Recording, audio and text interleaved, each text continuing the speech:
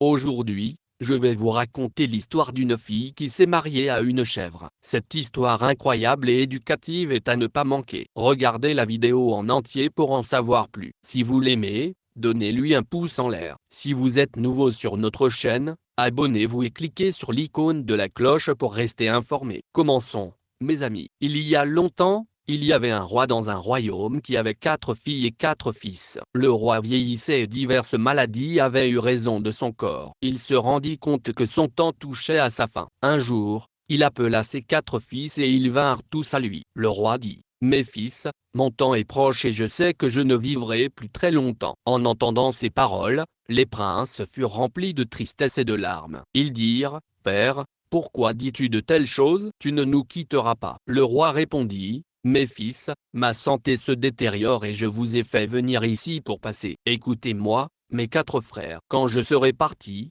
vous serez responsables de ce royaume. L'un d'entre vous deviendra le prochain roi. Je vous dirai qui ce sera après ma mort. Gardez ma tombe pendant 3 nuits consécutives et vous serez le prochain roi. » Le roi ajouta alors: « Écoutez, quel que soit le roi, vous serez responsable de vos sœurs lorsqu'elles seront grandes. Tu organiseras leur mariage. Suivez mes instructions. Si quelqu'un fait une demande en mariage pour vos sœurs, vous les marierez à cette personne, même si la demande. » Les fils furent surpris d'entendre cela, mais ils rassurèrent leur père et promirent de faire ce qu'il voulait. Le roi se sentit soulagé. Quelques jours plus tard, le roi mourut et tout le royaume fut plongé dans le deuil. Les 4 fils ils enterrèrent leur père selon la volonté de celui-ci. L'un d'entre eux devait rester près de la tombe pendant la nuit. Le fils aîné décida que c'était lui qui garderait la tombe la première nuit. Il se rendit sur la tombe au fur et à mesure que la nuit avançait. Vers minuit, un esprit terrifiant apparut. Le prince aîné fut paralysé par la peur,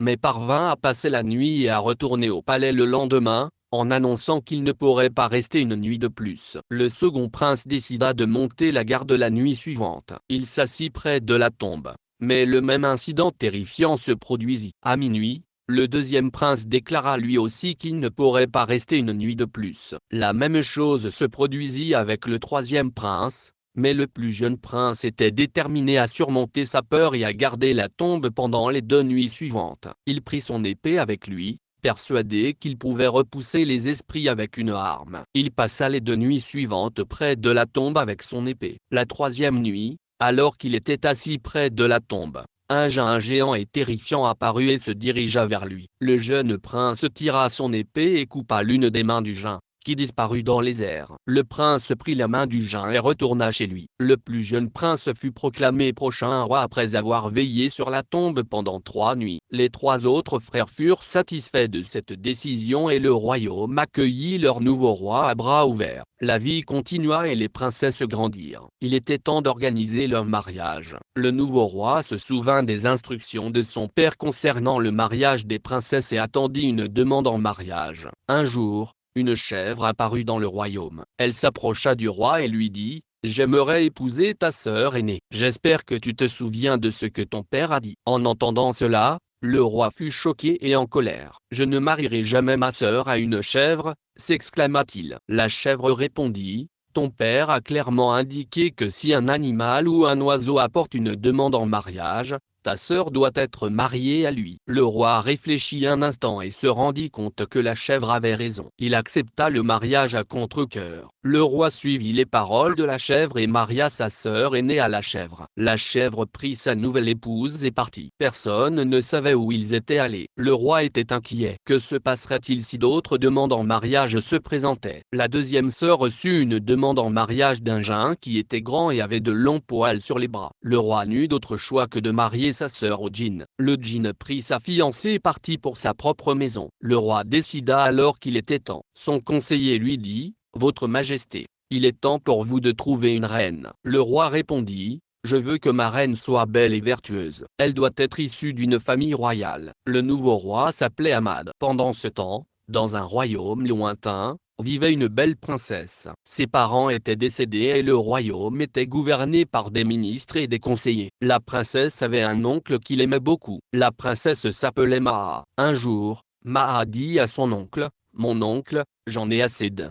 Je veux quitter le palais et aller quelque part. Je suis fatigué de rester au même endroit toute la journée. » Son oncle lui demande: « Où veux-tu aller, ma chère Maha, mon oncle? Allons à la Mecque pour un pèlerinage. Il ne saurait pas que nous sommes de la famille royale. Son oncle accepta ce plan et ils se mirent en route. Pendant ce temps, le roi Ahmad décide lui aussi de se rendre à la Mecque avec son conseiller. Eux aussi se déguisent en gens ordinaires. En chemin, le groupe d'Ahmad rencontre les serviteurs de Maha, qui se rendent également à la Mecque. Ahmad leur demande s'ils peuvent se joindre à leur groupe pour le voyage. Les serviteurs demandent la permission à Maha, qui accepte, pensant que voyager ensemble serait plus sûr en cas d'attaque de brigands. Au bout de quelques jours, les deux groupes atteignent la Mecque. Ils passent un long moment à faire le tour de la Kaaba, puis retournent à leur tente. Bien que Maha ait vu Ahmed, celui-ci ne l'a pas vu. À un moment donné, le rideau de la tente bouge légèrement et Ahmad aperçoit Maha. Il est immédiatement subjugué par sa beauté. Ahmad dit à son conseiller: je veux l'épouser. Cherche à savoir qui elle est. Le conseiller alla parler à l'oncle de Maha et finit par découvrir qu'elle était une princesse. Ahmad dit: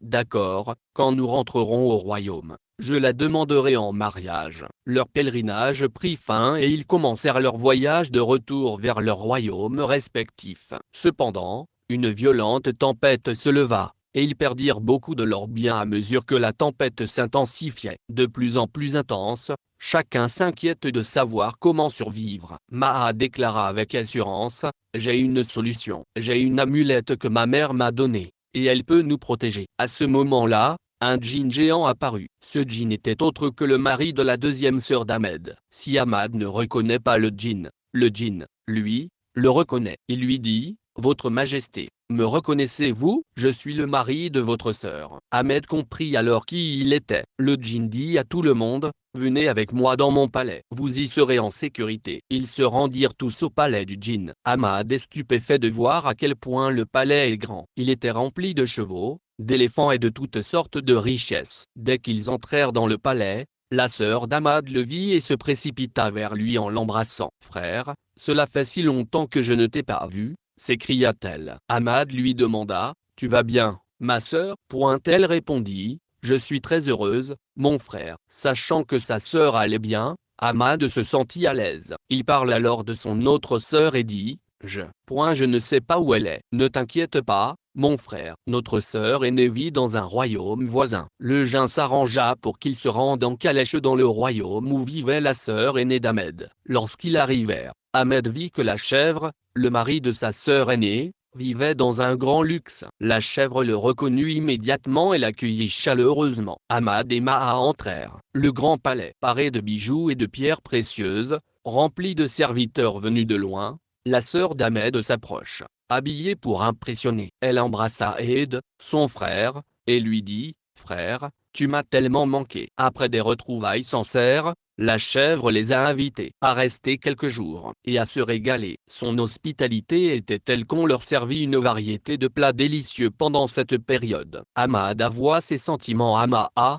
qui admit qu'elle ressentait la même chose. Avec l'approbation des deux familles, Ahmad et Maha se sont mariés. Il était temps pour eux de partir, et avant de s'en aller, Ahmad a dit à la chèvre: il nous a traités avec une hospitalité incroyable, que je n'avais jamais vue auparavant. J'aimerais pouvoir faire quelque chose pour vous. Y a-t-il quelque chose que je puisse faire pour vous aider? La chèvre a répondu: oui, vous pouvez m'aider. Si tu m'apportais une main coupée, je pourrais la brûler dans un feu et retrouver ma forme humaine. Ahmad fut surpris et dit: pourquoi ne me l'as-tu pas dit plus tôt? J'ai la main d'un djinn avec moi. Lorsque mon père est décédé, un djinn est apparu près de sa tombe. J'ai coupé la main du djinn avec mon épée et je l'ai apporté avec moi. Ahmed a remis la main de djinn à la chèvre, qu'il a immédiatement jetée dans le feu. La chèvre s'est transformée en un beau. Le jeune homme a été stupéfait par ce qu'il a vu. L'histoire se termina en beauté. Ahmed et sa nouvelle épouse Maha retournèrent dans leur royaume en tant que couple heureux. Chers amis, j'espère que vous avez apprécié l'histoire d'aujourd'hui. Si c'est le cas, n'oubliez pas d'aimer, de commenter